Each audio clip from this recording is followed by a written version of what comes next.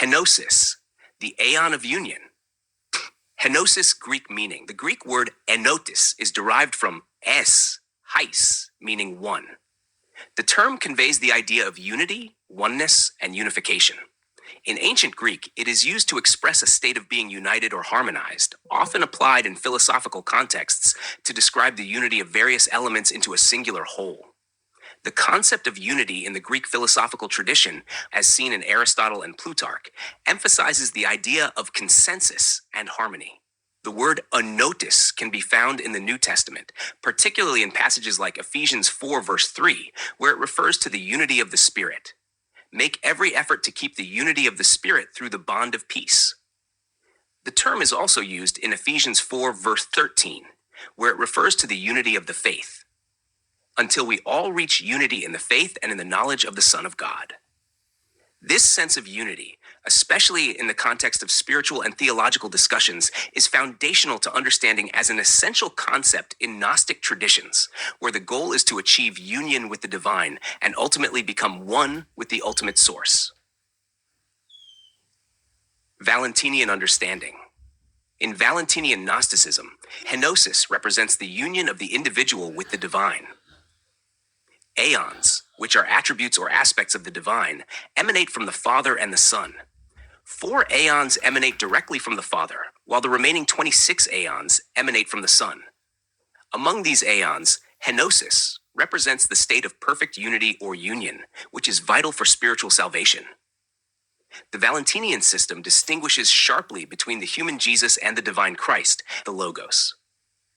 The union expressed through Henosis is not merely a metaphysical concept, but an experiential truth that can be attained by the believer through the embrace of divine knowledge and spiritual practice. Ode of Solomon 3:7 says, I have been united to him, because the lover has found the beloved. Because I love him that is the Son, I shall become a son. This expresses the idea that through union with the divine, the believer becomes like the Son, mirroring the union between the divine and human. Gospel of Philip adds a deeper layer to this concept by describing the spiritual separation and union that defines the human condition. If the woman had not separated from the man, she should not die with the man. His separation became the beginning of death. Because of this, Christ came to repair the separation, which was from the beginning, and again unite the two, and to give life to those who died as a result of the separation, and unite them. In this passage, Christ's mission is portrayed as one of healing and restoring union. The separation of Adam and Eve from God caused spiritual death, and Christ's purpose is to restore humanity to the divine unity that was lost. John 17:23 echoes this idea of unity, as Jesus prays, that they all may be one, as you, Father, are in me and I in you, that they also may be one in us, that the world may believe that you sent me. And the glory which you gave me I have given them, that they may be one just as we are one. This passage reflects the profound union that believers are called to experience with the Father and the Son, a union that is made possible through the Holy Spirit. Jesus' prayer indicates that this unity is not merely a union of purpose, but a sharing of divine essence, which is the ultimate goal of Henosis. Gospel of Philip expands this idea further, saying, people cannot see anything that really is without becoming like it. It is not so with people in the world who see the sun without becoming the sun, and see the sky and earth and everything else without becoming them. Rather, in the realm of truth, you have seen things there and have become those things. You have seen the Spirit and have become Spirit. You have seen Christ and have become Christ. You have seen the Father and will become Father. This teaching suggests that in the spiritual realm, seeing and experiencing the divine leads to a transformation where the believer becomes one with the divine, reflecting the ultimate union that is the goal of Henosis. Henosis, the role in the consciousness of a believer. The concept of Henosis plays a crucial role in the development of the believer's consciousness, particularly in the context of the Christ consciousness.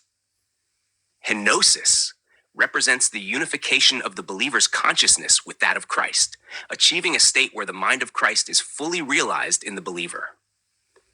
Before the resurrection of the dead, believers are called to achieve a form of conscious union with Christ in this life. This union is not merely a future hope, but an active pursuit of spiritual oneness with the divine here and now. The union with God that Henosis describes involves the unification of the human consciousness with the Christ consciousness. As Jesus said, "I and the Father are one," John 10:30. So too are believers called to share in this unity. Colossians 1:27 reveals that Christ in union with you, the hope of his glory, is the foundation for this transformation. The believer is invited into the divine nature to share in the divine glory and the truth of Christ's Spirit. This union is the hope that the Apostle Paul describes, a future hope, but also a present reality, as the believer is brought into closer communion with Christ. Romans 8:1-2 emphasizes the transformative power of this union. Therefore, those in union with Christ Jesus have no condemnation. For the law of the Spirit that gives life in union with Christ Jesus has set you free from the law of sin and of death. In this passage, the believer is freed from the constraints of sin and death through union with Christ. This union results in a profound liberation of the soul, where the believer's consciousness is aligned with divine will and truth. The union with Christ, as expressed in these texts, is an invitation for the believer to become one with the divine, to experience the Christ consciousness in the present life, and to ultimately be resurrected into the fullness of divine union in the age to come. The goal of Henosis is not simply intellectual assent or moral alignment, but the actual transformation of the believer's consciousness into that of Christ as they experience the divine life now and in the resurrection. This union is both a present reality and a future promise, achieved through faith, obedience, and spiritual growth.